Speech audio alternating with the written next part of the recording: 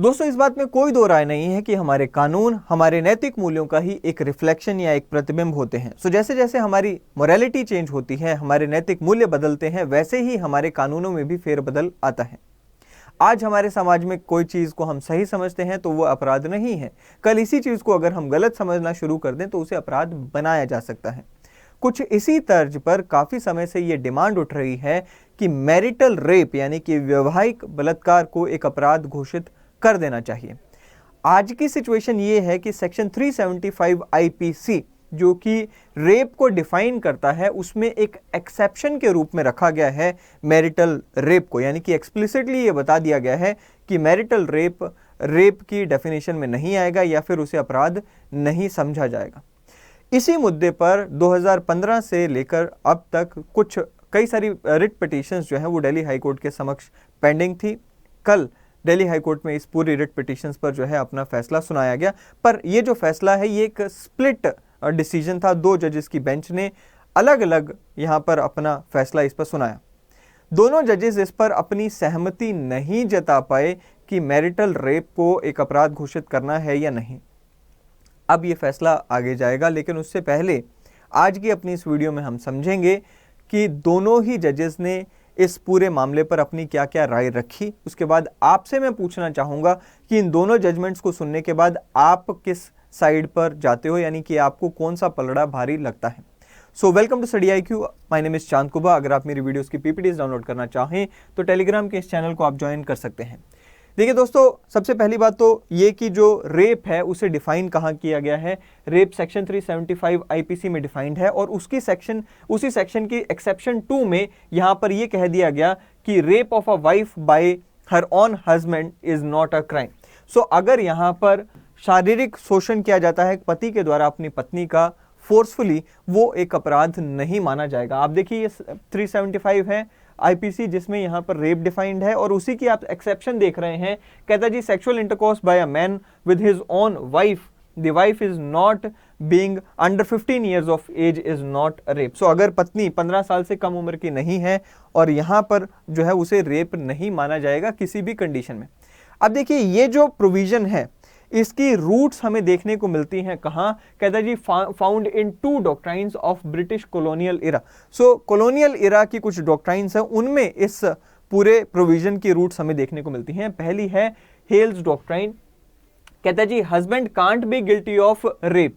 सो Matthew Hales ने क्या कहा कि husband can't be guilty of rape by their mutual matrimonial consent and contract the wife has given up herself in this kind to the husband. So यहां पे इन्होंने कहा कि भाई वाइफ ने म्यूचुअल कंसेंट से अपने आप को हस्बैंड को त्याग दिया है, दे दिया है, तो रेप यहां पे हस्बैंड कर ही नहीं सकता। दूसरा है विक्टोरियन डॉक्ट्राइन है द डॉक्ट्राइन ऑफ कोवर्चर। इसमें क्या कहा गया, अकॉर्डिंग टू दिस डॉक्ट्राइन कहता women had no independent legal identity of her own after the marriage, her identity was merged with that of her husband and all her property was passed on to him. So ये दोनों ही doctrines में आप देख रहे हैं कि जो महिलाएं हैं उन्हें सबऑर्डिनेट बना दिया गया पुरुषों के आफ्टर मैरिज। कहता है जी उन्होंने तो अपनी एक इंडिपेंडेंट आइडेंटिटी ही यहाँ पर मर्ज कर दी, किसके साथ, अपने हस्बैंड के साथ। सो अब इनकी खुद की इंडिपेंडेंट आइडेंटिटी कहता जी बची नहीं। सो बैच ऑफ पिटीशंस हमें देखने को मिलता है। उसके बाद दिल्ली हाई कोर्ट के समक्ष काफी टाइम से पेंडिंग था। उसके अलावा हमें यह भी देखने को मिलता है कि ये जो पिटीशंस थी इनमें यहाँ पर ये डिमांड की गई थी कि ये जो एक्सेप्शन में रखा गया है मैरिटल रेप को, इसे हटाया जाए और इसे अपराध बनाया जाए। इसी के साथ साथ हमें देखने को मिलता है कि जस्टिस वर्मा कमेटी आई थी 2012 में निर्भया कांड के बाद, उसने भी ये रिकमेंडेशन दी थी कि मैरिटल रेप को एक क्राइम घोषित किया जाना चाहिए। इसी के साथ साथ हमें यह भी देखने को मिलता है कि 100 से ज्यादा कंट्रीज हैं अराउंड द वर्ल्ड जिन्होंने मैरिटल रेप को एक ऑफेंस घोषित कर दिया है। चलिए अब हम यहां पर बात करते हैं कि इस जजमेंट में जो कि 2015 से पेंडिंग थी रिट पिटीशन, उसमें ऑनरेबल दिल्ली हाई कोर्ट ने क्या क्या बातें कही। देखिए यहाँ पर 2 जजेस थे, एक यहाँ पर जस्टिस शागदेर थे और दूसरे हैं यहाँ पर जस्टिस C हरिशंकर। सो पहले यहाँ पर जस्टिस राजीव की हम बात करेंगे। उन्होंने यहाँ पर क्या बातें कही। He was in favour of making marital rape as a crime. So he was in favour of striking down that exception of marital rape to 375। Whereas Justice Harishankar जो हैं वो इस पूरी कंटेंशन के खिलाफ थे और उनका कहना था कि मैरिटल रेप को एक अपराध बनाना अपने आप में एक नए काइंड ऑफ ऑफेंसेस की कैटेगरी को क्रिएट करना है और पूरे समाज का फैब्रिक उससे प्रभावित होगा, इसलिए ऐसा नहीं किया जाना चाहिए। सबसे पहले हम जस्टिस राजीव की अगर हम बात करें, उन्होंने क्या क्या बातें कही इस पूरी जजमेंट में। हालांकि जैसे कि मैंने अभी आपको बताया कि उनका स्टैंड क्या है कि भाई ये जो एक्सेप्शन है जो कि मैरिटल रेप को एक ऑफेंस की कैटेगरी से बाहर रखती है उसे स्ट्राइक डाउन करो और मैरिटल रेप को एक अपराध बनाओ। उन्होंने क्या क्या यहाँ पर अपनी बातें कही इस जजमेंट में, हम वो देखते हैं। काफ़ी बड़ी जजमेंट है, 400 पन्ने के लगभग आसपास की ये जो जजमेंट है इन दोनों जजेस की हमें देखने को मिलती हैं। सो काफ़ी अच्छी बातें भी हमें देखने को मिलेंगी, काफ़ी ऐसी बातें जो कि हमें वाकई में सोचने पर मजबूर कर सकती हैं, ऐसी बातें हम आज देखने वाले हैं। सबसे पहले तो उन्होंने कहा जी that certain sexual offences need to be called out for what they are. हमें ऐसे कोई सारे सेक्सुअल ऑफेंसेस उनको कॉल आउट करने की ज़रूरत है और ये स्पष्ट रूप से कहने की ज़रूरत है कि वो गलत हैं तो हैं। Sexual assault by husband on his wife, which falls within the fold of section 375 of the IPC, in my opinion, need to be called out as rape. So 375 की डेफिनेशन में सारी चीज़ें ही आ जाती हैं, फिर भी हमने मैरिटल रेप को एक्सेप्शन रखना वो गलत है, उसे एक अपराध घोषित किया जाना चाहिए। कहता जी oddly the prevailing mores in the society appear to stigmatize the victim rather than the rapist. So एक पति जो यहाँ पर बलात्कार करता है, शोषण करता है, उसे यहाँ पर कुछ नहीं कहा जाता। हमारे समाज में जो उल्टी प्रथा है वो ये है कि अगर महिला अपने पति पे कोई आरोप लगा दे कि भाई उसके साथ ऐसा शोषण हुआ है, वो विक्टिम हो, उसी को यहाँ पर स्टिग्मेटाइज किया जाता है। फिर कहता है जी when the state exempts criminal acts such as forced sex within the marriage, it is unwittingly engages in unequal disbursement of rights conferred by this constitution. So जब हम हमारे मौलिक अधिकारों की बात करते हैं, एक तरफ तो हम मौलिक अधिकारों को इतना प्रमोट करते हैं, लेकिन दूसरी तरफ हम अगर ऐसे अपराधों को अपराध ही कहने से शुरू कर देते मना कर देते हैं, तो वो यहाँ पर हम क्या कर रहे हैं, उन मौलिक अधिकारों को ही यहाँ पर हम इक्वली डिस्ट्रीब्यूट करने से मना कर रहे हैं। The husbands do not suffer the rigour of the law and those who are the victims that the wives get no protection from the law. फिर ये कहते हैं जी violation of article 21 of the constitution. देखिए भाई article 21 क्या कहता है, right to freedom of life and liberty. जब एक महिला के साथ उनके पति के द्वारा ही फोर्सफुली यहाँ पर सेक्सुअल इंटरकोर्स किया जाता है, यानी कि बलात्कार किया जाता है, तो ऐसे में क्या होता है, उनका जो right to life and liberty है उसका भी हनन हो जाता है। कहता है offence of rape and injury caused remains same irrespective of the who the offender is. कहते हैं जी ऑफेंडर कोई मर्जी हो, क्राइम करने वाला कोई मर्जी हो, चाहे वो स्ट्रेंजर हो या फिर हस्बैंड हो, जो एक महिला की साइकी है, जो एक महिला का शरीर है, उस पर जो घाव आएगा, साइकी पर जो घाव आएगा, साइकोलॉजी और फिजिकली जो उसको घाव आएंगे, इमोशनली जो घाव आएंगे, वो एक बराबर ही होंगे, ऐसा इनका कहना है। फिर ये कहते हैं जी consensual sex is at the heart of healthy and joyful marriage. वो कहते हैं कि भाई आज की जो मैरिजेस है ना, समय बदल चुका है, हमें ये रिकॉग्नाइज करना होगा, रियलाइज करना होगा कि मॉडर्न डे की जो मैरिजेस हैं, these are marriages of equals, these are the relationships of equals. आप यहाँ पर सब्जुगेट नहीं कर सकते हैं महिलाओं को पुरुषों के आगे। और यहाँ पर इन्होंने कहा कि consensual sex is at the heart of the healthy and joyful marital relation. जहां पर भी non consensual sex in the marriage आ गया, ये एक एंटीथीसिस है of what the matrimony standard for and for in the modern time, that is the relationship of equals. So जहां पर भी नॉन कंसेंशुअल सेक्स है, वहां पर ये एंटीथीसिस हो जाता है हमारी आज की डेफिनेशन ऑफ मैरिज की, that is relationship of equals. The right to withdraw consent. कहते जी अगर एक बार मैरिज करते हुए महिला ने यहाँ पर अपना कंसेंट टू सेक्सुअल इंटरकोर्स दे दिया, इसका मतलब ये नहीं है कि उन्होंने अपना राइट टू विड्रॉ कंसेंट जो है वो खत्म कर दिया।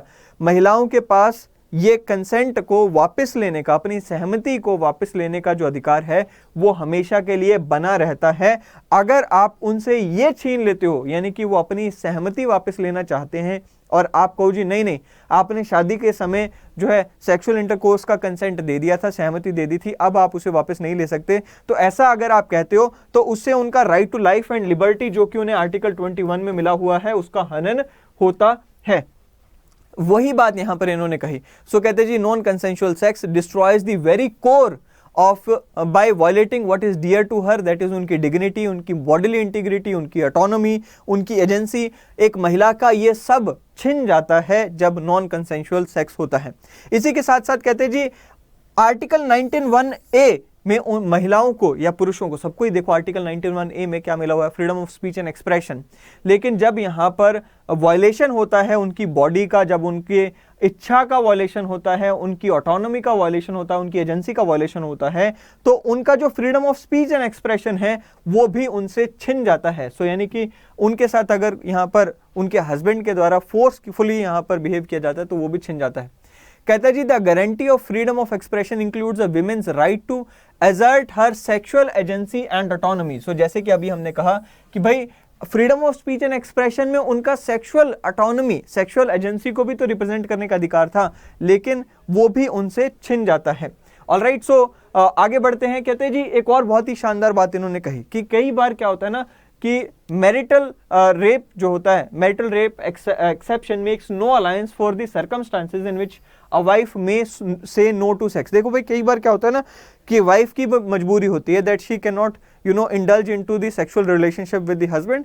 कोई भी कारण हो सकता है कि वाइफ का मेंस्ट्रुअल सेक्स जो है वो पीरियड चल रहा होता है, या फिर हस्बैंड इल है या वाइफ इल है, तो ऐसे में वाइफ को लगता है कि भाई मैं बीमार हूं, so this relation that sexual intercourse is not going to be the right choice. तो ऐसे में वो अपनी सेहत के लिए नहीं, हो सकता है कि अपने आने वाले बच्चे की सेहत पे कोई ना असर हो, इसलिए भी वो जो है यहाँ पर मना कर सकती हैं। और ऐसे में अगर यहाँ पर फोर्सफुली यहाँ पर सेक्सुअल इंटरकोर्स परफॉर्म किया जाता है तो वो भी यहाँ पर गलत है, उनके अधिकारों के खिलाफ जाता है।